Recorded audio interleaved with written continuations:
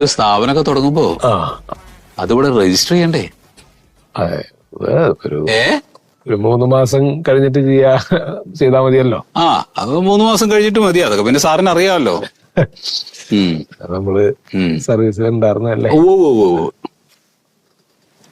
Indian ഭരണഘടന article 23D പുരുഷനും സ്ത്രീക്കും തുല്യ ജോലിക്ക് തുല്യ വേതനം വേണം എന്നുള്ള ഒരു നിബന്ധന ഉള്ളതായിട്ട് അറിയാമല്ലോ. 1976 തുല്യ വേതന നിയമം പറഞ്ഞിട്ടുണ്ടാവില്ലല്ലോ.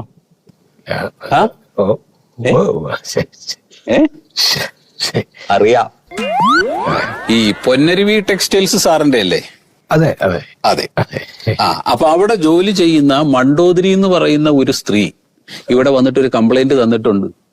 അതായത് സാറിന്റെ സ്ഥാപനത്തില് തുല്യ ജോലിക്ക് തുല്യ വേതനമല്ല നൽകുന്നതെന്നും പറഞ്ഞിട്ട്. അവർക്ക് കൊടുക്കുന്ന ശമ്പളം രജിസ്റ്ററിൽ ഒന്ന് എഴുതും, പക്ഷെ 2000 രൂപ കുറച്ചേ കൊടുക്കുന്നുള്ളൂ എന്നും പറഞ്ഞു. അങ്ങനെയുണ്ടോ?